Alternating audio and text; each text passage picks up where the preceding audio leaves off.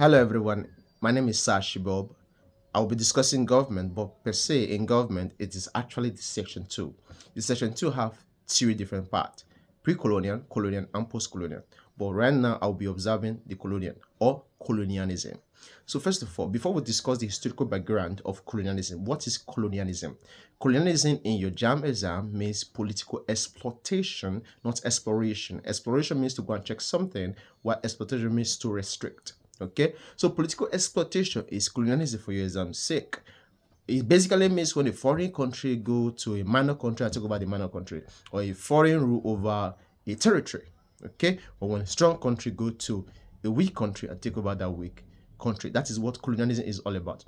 But how can we, what can we trace this colonialism to? As far as Africa is concerned. Before then, the world have about 197 recognized countries. Okay, and we have about 7 continents. The continent with the largest population and largest land space is Asia, and the continent with the second largest population and second largest land space is a continent known as Africa. Okay, so how can we trace this colonialism to Africa? Basically, colonialism can be traced to the era of slave trade, which was from 1480s to the year 1807, which was over 3 centuries. A century is 100 years. You understand? When I mean over 3 centuries, it means over 300 years of slave trade. That time, the black people was giving their people out for weapons, for guns, for battle bullet as at that time, and it was crazy. You understand? But beside that, as at that time, the slave trade was so callous, inhumane, and barbaric because slave was treated as a property. So if I get a slave, I can treat the slave anyhow. I can decide to kill the slave or just do anything to the slave. You know what I mean? But it was so bad. That time when they moved the black people from Africa to Europe, they called them apes there, or slave. But when they moved them from Europe to America, they called them the niggers or negro. You understand? When I say, hey, you my nigger, it basically means, hey, you my slave. Do you feel me? But what really happened? As far as European country visiting Africa is concerned, the first country to come to Africa is Portugal. There's the guy called the Eurodisiquaria. Do you understand? He was the first person to visit Africa, specifically Nigeria, specifically Edo or Benin Empire as at that time. You understand? Under the administration of Oba Ewere the first, Oba of Golden Age, Oba with swag, Oba that was not seen as just a king, but as a god on earth as at that time. You feel me? So basically, when the Rodi from Portugal visited the Benin Empire, he discovered that a lot of things have been happening in Benin Empire. They already have street lights. You know, they already have a very wide road. As at that time, they already have walls.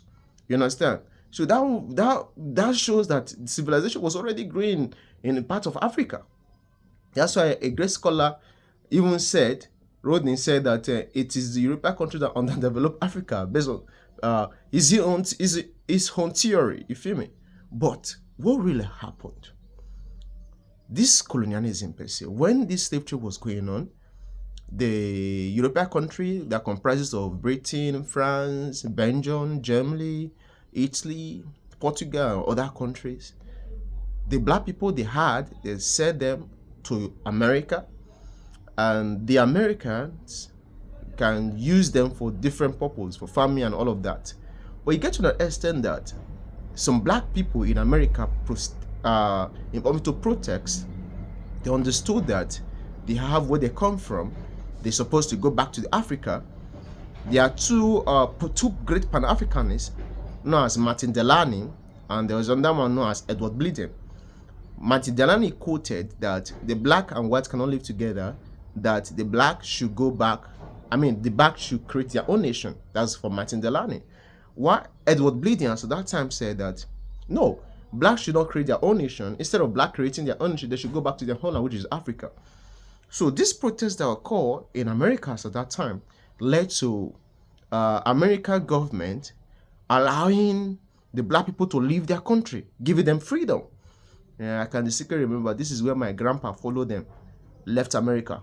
Now, as at that time, well, let's keep that aside. They gave freedom to black people as at that time, and when they gave freedom to black people, the America had discussion with Britain that we need to end the slave trade.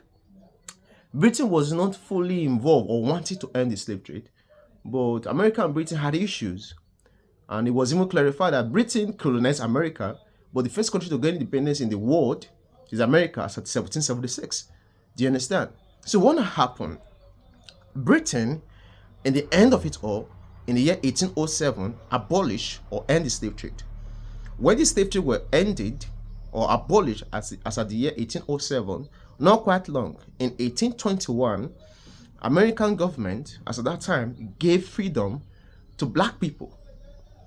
And these black people left America down to Africa.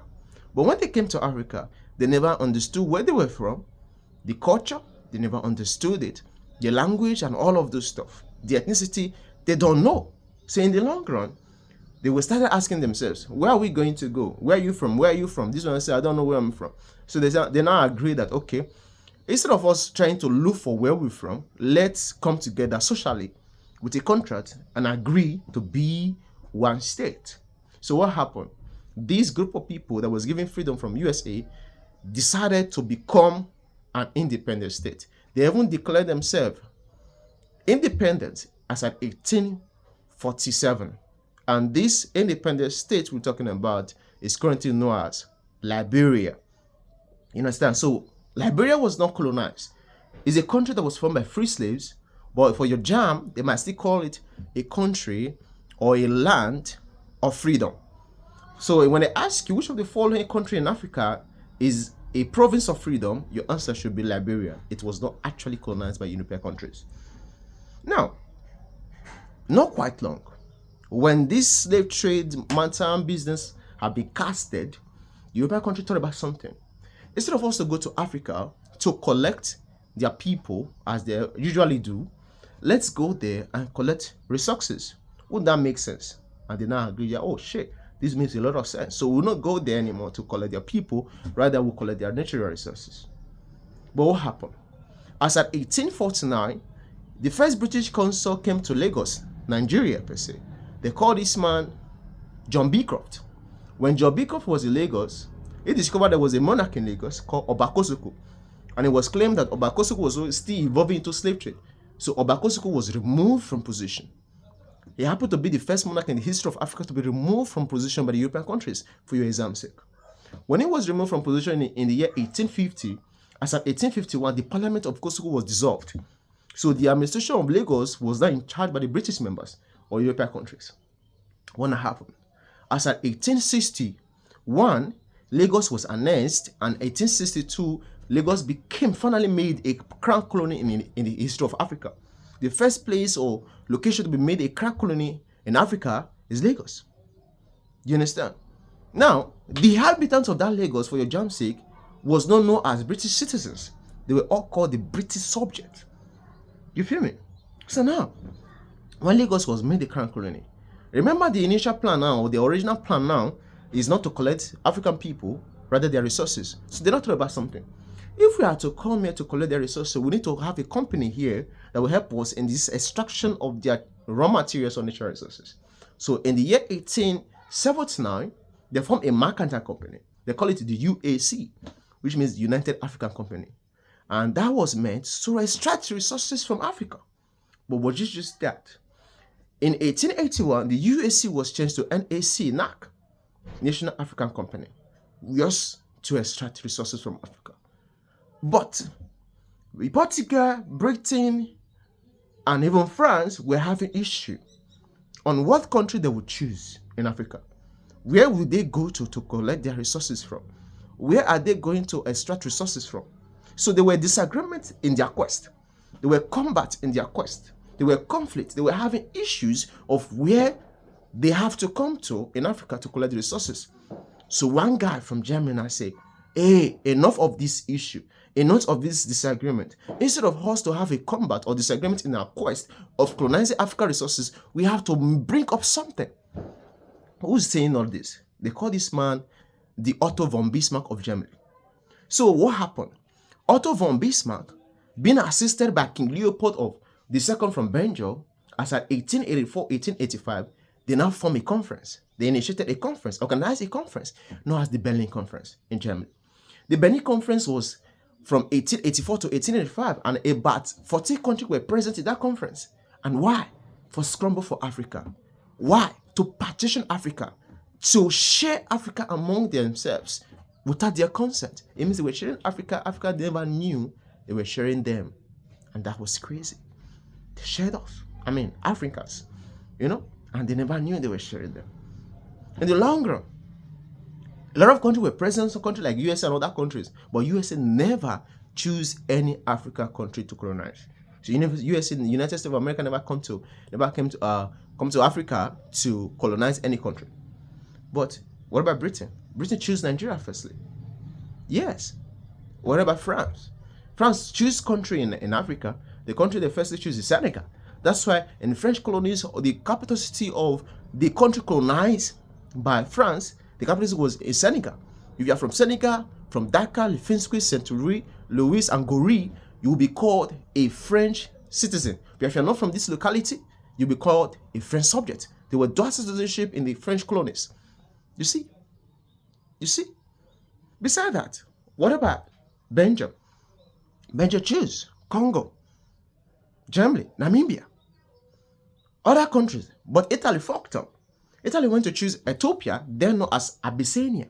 But what happened? When they choose Ethiopia, then known as Abyssinia, the king or monarch of Ethiopia then wanted to lick the hell out of the Italians. They ran for their life.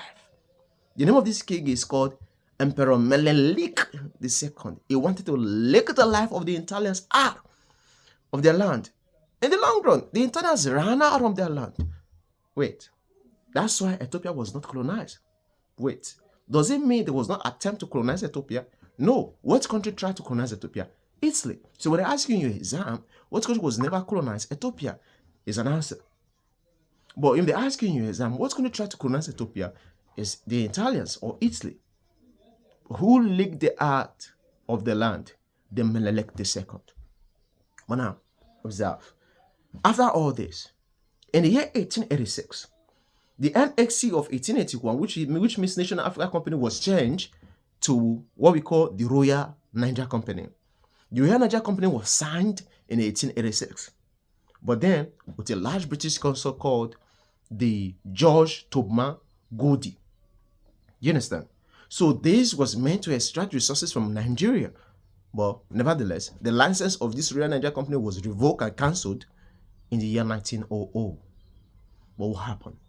A war existed in the year 1897. And what led to this war in the year 1897? 1897, it existed what we call the Benin invasion. The British members came to Benin and invaded Benin Empire. And that war was crazy. Under the administration of what we call Oba Ovurame. But to summarize what happened here, there was a time the British members came to Africa. You understand? Basically, per se, Benin Empire. And the situation of what was going on at that time, the Beninese were not happy about it, and they asked them to leave the land, and they left. But what happened? A consul, Philip, asked the British member to come back to Africa. Come back to Benin Empire. And when they were coming back to Benin Empire, as at that time they were having a particular festival called the Igwe Festival, and the king does not accept visitors at that time. What happened? They sent some strong men, Asoro, Zoma, and the rest people from Benin. Say, go and block those men. Tell them to go back. We don't accept visitors as at this time. You understand? But don't kill them. That was a message from Oba Ovorame. And they went there, they tell them. So Benin, we don't accept visitors at this time. Those British people never listened. They didn't listen. What happened? As far as they don't really come out, the Benin soldiers come out their head. Well, you know what I mean? They sliced their head, left about 2 of them to go and tell the Consul Philip that, yes, we did it. The Benin did it. So nothing they saw. According to Charlie Pope, he say, if you touch one for Benin, you touch the full nation. You understand? So as at that time, Benin had already respect as far as war is concerned. He said, we did it. Tell those people that sent you that we did it, and they have nothing to do about it. Bro, that was not a small deal. The British revenged. in 1897 came up with different weapons, a lot of weapons, came into Benin. Benin stand the ground. They fight and fight and fight, you know what I mean? Even as at that time, how crazy the situation was, the General Asiru was taking Obavorame through a road and telling others to leave the road. He was saying in Benin, Sokpomba, no Sokpomba, and that is where we call Sakpomba Road today in Benin. You understand? If you should go to Ring Road there, for those in Benin, you will see somebody that represent where Asuru, strongman, slaughtered some, British members. Represented that fight that existed in 1897. But in the long run, they defeated Benin, no caps, you know what I mean? But that same year, which is crazy, a name was given to the country, Nigeria, by a British journalist, Louis Furashaw, who later married Frederick Lolugad, who happened to be the first general governor of Nigeria. They even call him the father of Nigeria. Who started the problem we are facing in Nigeria now, Frederick Lolugad, you know what I mean? But nevertheless, when the name was given to Nigeria in 1897, as in 1900, Nigeria was divided into two parts. They named it the Northern Protectorate and the Southern Protectorate. So I will stop here for now. In my next video, I will continue the story of what happened from 1900 straight down, continuously, to round off everything about this colonialism. So what I expect for you is to watch this video, listen attentively to it. I will paste some question on it, then you answer it, and for sure, you will definitely pass in your exam, no caps. Now wish you well. Bless.